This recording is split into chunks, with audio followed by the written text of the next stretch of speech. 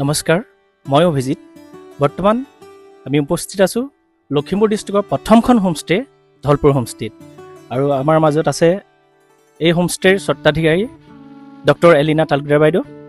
আচলতে আজি কেইদিনমানৰ আগত 27 ছেপ্টেম্বৰ ৱৰ্ল্ড টুৰিজিম ডে, সেইদিনাখন বেষ্ট হোমষ্টে এৱাৰ্ড পাবলৈ সক্ষম হৈছিলে। আচলতে এই সফলতাৰ আঁৰত কি আছিলে আমি ডাইৰেক্ট বাইদেউৰ পৰা জানিব বিচাৰিম যে প্ৰথমতে আপোনাৰ আছিলে বেম্বো ইণ্ডাষ্ট্ৰি, ক্ৰমান্বয়ে গৈ হোমষ্টে, এতিয়া পৰ্যটনৰ স্থলী। তাৰমানে দেখা যায় বহুত অসম অৰুণাচল বহুতো পৰ্যটন ইয়াত আহে, থকাৰ লগতে পৰিৱেশটো ভাল, খাবলৈও ভাল সুবিধা আছে। আপোনাৰ পৰা জানিব বিচাৰিম যে আপোনাৰ এই কনচেপ্টটো যে ধলপুৰ হোমষ্টে ক'ৰ পৰা আহিলে, কেনেকৈ আহিলে, আপোনাৰ পৰা জানিব বিচাৰিছোঁ। হয়, নমস্কাৰ। একচুৱেলি প্ৰথমটো আমি যেতিয়া ধলপুৰত ঘৰ এখন বনাইছিলোঁ, তেতিয়া আমাৰ এনে বাঁহৰ ঘৰ আমি নিজে থাকিম বুলি ভাবিছিলোঁ। কাৰণ মানে ধৰি লওক আজিকালি ইক' ফ্ৰেণ্ডলি হোমছৰ এটা চলিছে, সেইটো আমাৰ নিজৰ ৰেচপনচিবিলিটি হয় যে নিজৰ পুৰণা আমাৰ কালচাৰ ট্ৰেডিশ্যনবিলাক বজাই ৰাখিব লাগে। সেইটো কনচেপ্ট লৈ কিনে আমি মানে বাঁহৰ ঘৰ বনাইছিলোঁ, যাতে ৰুম যেনেকৈ থৈছোঁ বা মডাৰ্ণ এমেনিটিছখিনি দি কিনে যেন আমি নিজে থাকিব পাৰোঁ। কেতিয়াবা যদি আলহী আহে মই তাক ৰাখিম বুলি ভাবিছিলোঁ। সেইটো কনচেপ্ট লৈ ধলপুৰ হোমষ্টে আৰম্ভ হৈছিলে। ধলপুৰ হোমষ্টে আগতে আমাৰ একচুৱেলি ক'ব লাগিব যে ধলপুৰত মেছমেৰাইজিং বেম্বো ফিউজন এটা মানে বেম্বো এটা ইণ্ডাষ্ট্ৰি আছে, যিটো আমাৰ মাদাৰ ইন ল নামতে আছে। সেইখিনি আমি আমাৰ ওচৰতে কেম্পাছৰ লগতে লাগি আছে, সেইখিনি এটা এডভান্টেজ হয়। সেইকাৰণে বহুত টুৰিষ্ট আহে, মেইনলি বেম্বো ক্ৰাফ্টখিনি, ট্ৰেডিশ্যনেল হেণ্ডিক্ৰাফ্টখিনি, বাঁহৰ ঘৰ, মাটিৰ ঘৰখিনি চাবলৈ আহে। তাৰ মাজত কোনোবা যদি গেষ্ট থাকিব বিচাৰে থাকি যাব পাৰে। সেই উদ্দেশ্যলৈ পিছলৈ আমি ভাবিলোঁ যে আমাৰ ঘৰত দুটামান ৰুম আমি মানে হোমষ্টে হিচাপে আমি মানুহক দিব পাৰিম। আৰু সেই উদ্দেশ্যৰে ষ্টাৰ্ট কৰি আজি এইখিনি আমি মানে মানুহে ৰাইজে গম পাইছে যে ধলপুৰৰ এটা হোমষ্টে আছে, ধলপুৰ হোমষ্টে নামেৰে। আৰু মই বিশেষকৈ ধন্যবাদ দিব বিচাৰিছোঁ আমাৰ টুৰিজম ডিপাৰ্টমেণ্টৰ, Assam tourism directorate of tourism, district tourism officer, তেখেতসকলে মানে আমাক ৰিকগনিশ্যন এটা দিছে। মই কেতিয়াও ভবা নাছিলোঁ, মই নিজে কাম কৰি গৈ আছিলোঁ, তেনেকুৱা যে কিয় আমাক এৱাৰ্ড দিব মই একেটা সপোনতো ভবা নাই। মোৰ নিজৰ এটা ৰেচপনচিবিলিটি ভাবি কাম কৰি গৈ আছিলোঁ যে কোনোবা আহিলে, গেষ্ট আহিলে, ধলপুৰত আমাৰ এইখিনি এৰিয়াত মানে কোনো ধৰণৰ থকা ফেচিলিটি নাছিলে, লজেই হওক বা হোমষ্টে হওক। সেইটো ভাবি কিনে আমি ভাবিলোঁ মানুহবিলাকে আহিলে কেতিয়াবা থাকিবলৈ অসুবিধা হয়, তেওঁলোকক এনেকৈ ৰাখি দিম। সেইটো উদ্দেশ্যৰে কৰি আজি আমাৰ ধলপুৰৰ কাৰণে মই নিজে মানে খুব প্ৰাউড ফিল কৰিছোঁ। এইটো মোৰ কাৰণে নহয়, কিন্তু ধলপুৰৰ কাৰণে গৌৰৱ হয়। ধলপুৰ হোমষ্টে আজি মানে best homestay in Assam award এটা পালে। বহুতবিলাক কেটেগৰী আছিলে, 7 বেষ্ট হোমষ্টেজ আছিলে, তাৰ মাজত আমি মানে ধলপুৰ হোমষ্টে এটা মানে এৱাৰ্ড পাবলৈ সক্ষম হৈছে। সেইকাৰণে বহুত বহুত ধন্যবাদ। ধন্যবাদ বাইদেউ। যিহেতু দেখা গৈছে যে অসমৰে নহয়, অসমৰ বাহিৰৰ ফৰেনাৰসকলো আহে ইয়াত, আচলতে পৰ্যটনস্থলী হিচাপেই আহে আপোনাৰ এই হোমষ্টেলৈ। অসম, অৰুণাচল, নাগালেণ্ড, মিজোৰাম বহুত অহা দেখা যায়। আচলতে সফলতাৰ আঁৰত এইখিনিয়ে বুলি ভাবে নেকি আপুনি যে অসমৰ শিল্পীসকল, অভিনেতাসকল সকলোৱে আহিলে এপাক হ'লেও ধলপুৰ হোমষ্টে বুলি সোমায়?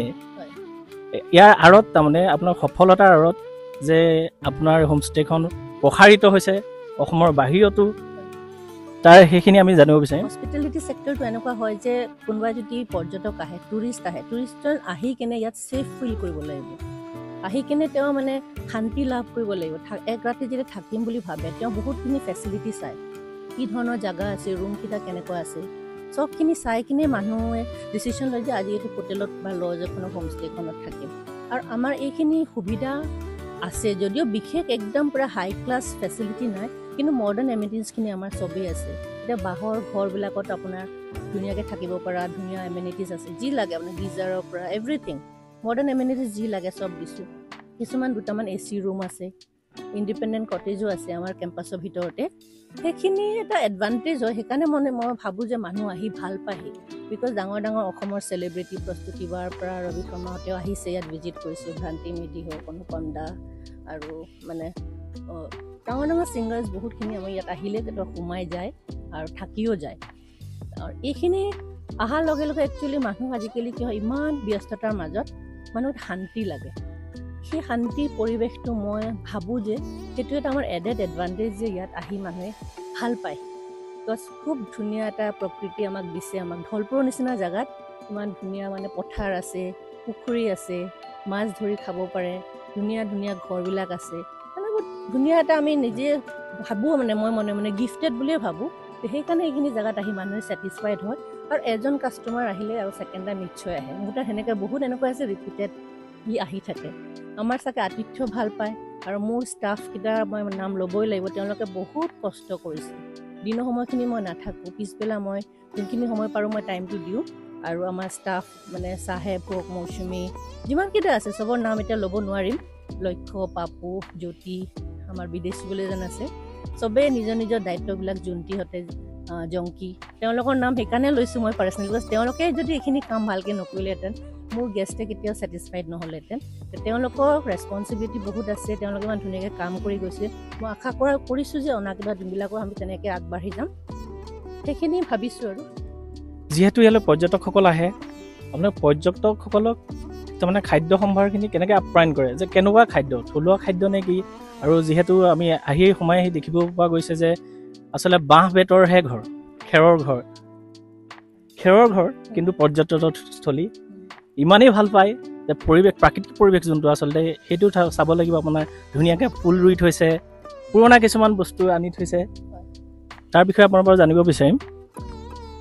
প্ৰথম কথা হ'ল যে ঘৰখিনি আমাৰ ইউনিক হয়, মানে বেলেগ হোমষ্টেতকৈ আমাৰ হোমষ্টেটো ইউনিক। সেইটো কাৰণে আমাৰখিনি চব বাঁহ বেতেৰে বনোৱা, এটা ইক' ফ্ৰেণ্ডলি টুৰিজমটো আমি প্ৰমোট কৰিবলৈ চেষ্টা কৰিছোঁ। আৰু 2 নম্বৰ কথা হ'ল এইখিনিৰ পৰা কালচাৰেল যোনটো আমাৰ দিগত যে আমি ইমান মানে উন্নত, আমাৰ কালচাৰেল হেৰিটেজখিনি আমি মানে বজাই ৰাখিবলৈ, সেইকাৰণে আমি এই ধৰণৰ ঘৰ বনাইছোঁ, মানুহ আহি থাকি শান্তি পাওক। 2 নম্বৰ কথা হ'ল খানা কথা যে সুধিছে আপুনি, খাদ্যটো আমাৰ একদম এথনিক ফুড দিওঁ আমি। খানাটো মানে বাহিৰৰ কাষ্টমাৰ যেনেকৈ ধৰণৰ বিচাৰে সেইমতে আমি দিওঁ।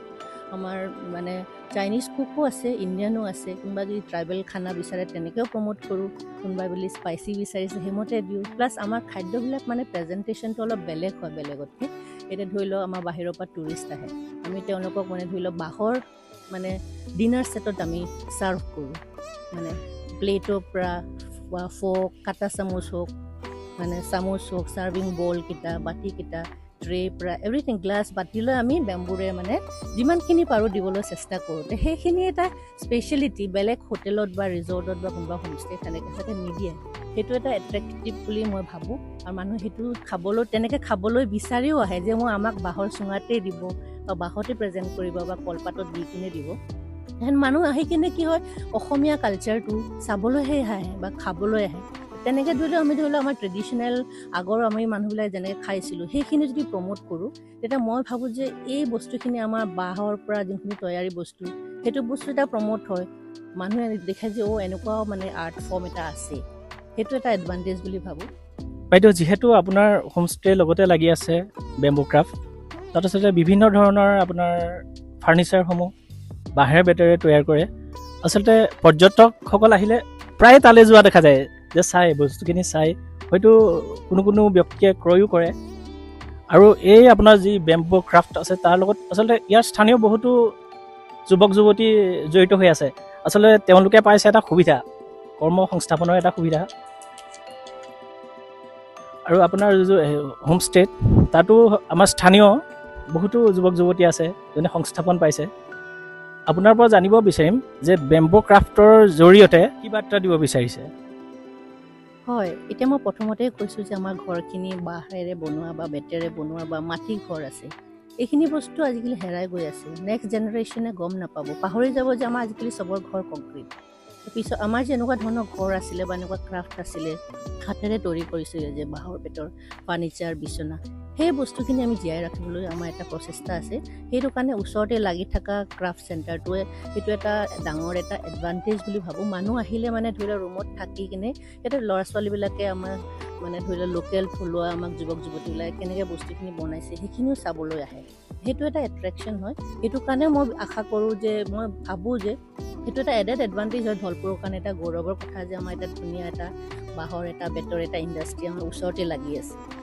ধন্যবাদ বাইদেউ। আহকচোন আমি চাওঁ ঢলপুৰ হোমষ্টে লগতে বেম্বু ক্ৰাফ্ট কেনেকুৱা কি প্ৰস্তুতি চলি আছে? We are at Dhalpur homestay.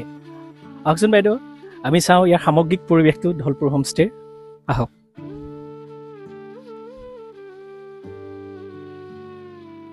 Dhalpur হোমষ্টেত আচলতে যিসমূহ সুবিধা আছে সেই সুবিধাসমূহ আমি চাব বিচাৰিম। বাইদেৱে দেখাব এতিয়া আমাক সামগ্ৰিক পৰিৱেশ। বাইদেউলৈ আগবঢ়াই দিছোঁ। এইখিনি হ'ল আমাৰ ধুনীয়া মানে কটেজখিনি আছে ইয়াতে, বিলাও, চেঁচা, আমি আমাৰ লোকেল আমাৰ থলুৱা নদী, আমাৰ লোকেল নদীবিলাকক লৈ কিনে কটেজবোৰ বনাইছোঁ আমি। আপোনালোকে এইফালে আহিব পাৰে। আমাৰ ইয়াত চেঁচা কটেজ আছে, বিলাও আছে, আৰু এইফালে এটা সৰু হেঙিং ব্ৰিজ আছে। মানে গেষ্ট আহিলে মানুহে আমাৰ ইয়াতে চাব পাৰে বা মানে অলপ ৰিলেক্স কৰিব পাৰে, সেই ধৰণৰকৈ আমি বনাইছোঁ ঘৰবিলাক। অলপমান মানে নেচাৰেলি ৰাখিব বিচাৰিছোঁ মই, সেইকাৰণে খুব বেছি কৰা নাই, মানে ধৰি লওক আৰ্টিফিচিয়েল কৰা নাই, একদম লুকটো ৰাখিছোঁ, তাত মানুহ আহিলে মানে প্ৰকৃতিটো একদম ওচৰৰ পৰা অনুভৱ কৰিব পাৰে। এতিয়া আপোনালোকে দেখিছে যে কুকুৰ আছে, খেৰ আছে, সেইখিনি এটা ধুনীয়া এটা মানে মেণ্টেল এটা পিচ এটা পায়, মানে ৰিলেক্সেশ্যন এটা পায়। সেইটো কাৰণে মানে এনেকৈ ৰাখিছোঁ সেইটোৱে মানুহে ভাল পায়। ইভিনিং টাইম আপুনি ধুনীয়াকৈ ৰিলেক্স কৰিব পাৰে।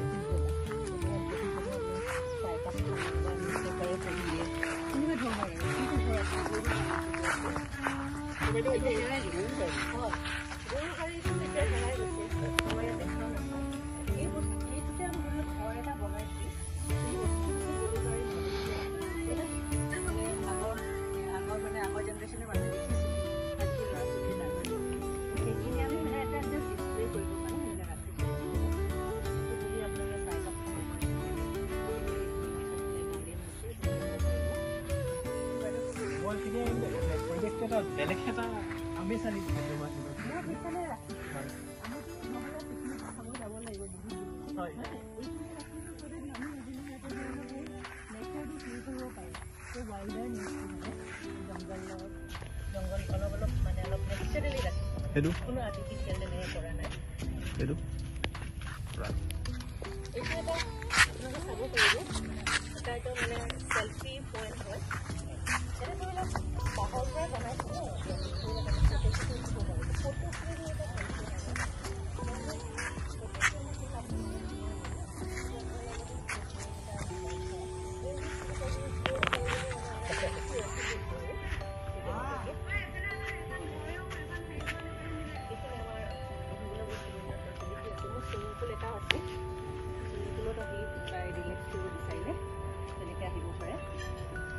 চেণ্টাৰটো আপোনালোকে জানে ওচৰতে লাগি আছে আমাৰ, সেইটোৱে চাগে পৰ্যটকক বেছিকৈ এট্ৰেক্ট কৰে। ইয়াত আহিলে মানে ধৰি লওক নিজে ষ্টেটো ভাল পালে, প্লাছ ধুনীয়াকৈ দেখা পায় আমাৰ অসমীয়া সম্পদখিনি কি আছে, বাঁহৰ বেতৰ বস্তু।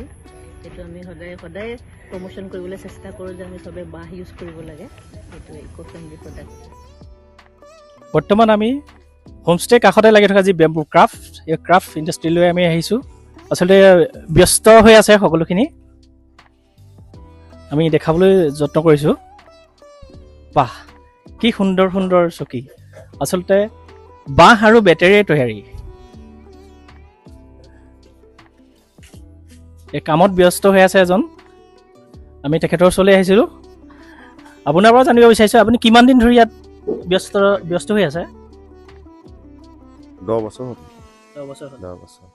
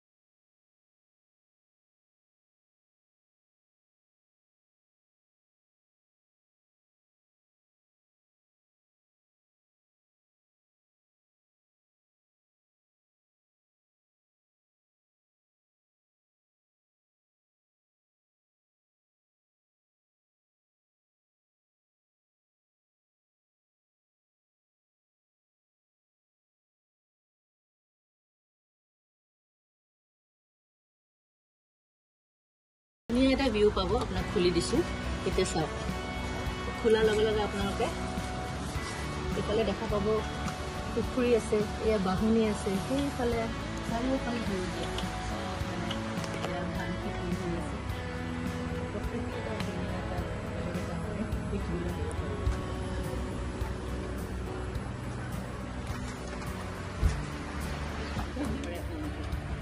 খিৰিকীটো দেখিছে নহয় এইটো খুলিও ধুনীয়া এটা ভিউ পাব আপুনি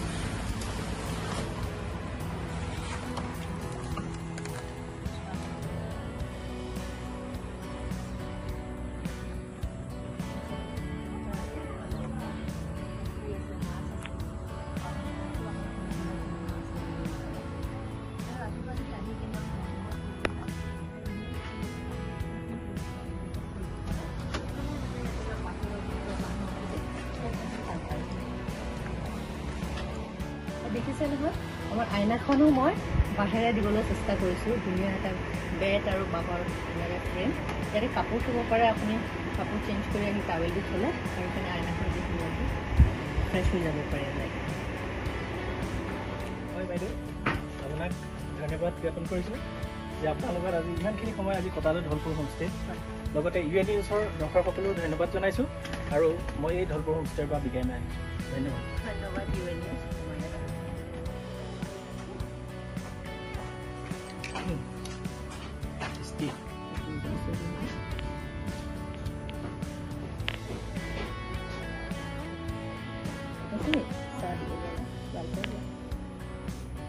কাটা চামুচবিলাক এই গোটেইখিনি আমাৰ এনেকৈ ফৰ্ক স্পুন নাইফ চব বাঁহৰ পৰাই বনোৱা আৰু চাৰ্ভিং বলকেইটা বাঁহৰ ডিনাৰ ছেটকেইটা বাঁহৰ ইভেন টেবুল মেটকেইটা আমি বাঁহত দিবলৈ চেষ্টা কৰোঁ মানে এক স্পেচিয়েল ফিল কৰাবলৈ এটা বেলেগ এটা এক্সপিৰিয়েঞ্চ বেম্বু এক্সপিৰিয়েঞ্চ মানে সেইটো কাৰণে এই ধৰণৰ আমি চাৰ্ভ কৰোঁ গেষ্টৰ কাৰণে বাইদেউ এইটো যোনটো আপোনাৰ পাত্ৰত দিছে এইটো আচলতে আমাৰ অসমীয়াত ফুল বুলি কয় নহ'লে ডুঙা বুলি কয় আচলতে বাঁহেৰে তৈয়াৰী এটা ডুঙা ধুনীয়া বস্তু মানে কি হয় এতিয়া ধৰি লওক কলগছৰ পৰা যোনটো বনোৱা হয় সেইটো দুদিনমান পিছত নষ্ট হৈ যায় এইটো আমি আকৌ ধুনীয়াকৈ প্ৰচেছ কৰি বনাইছোঁ যে এইটো বস্তু লাষ্টিঙো কৰে আৰু ধুই থাকিলে ধুনীয়াকৈ চাফা কৰি থৈ দিলে আৰু ৰিইউজ কৰিব পাৰে ইক' ফ্ৰেণ্ডলি মানে ইউটেনচিলছখিনি কৰিবলৈ চেষ্টা কৰিছোঁ আৰু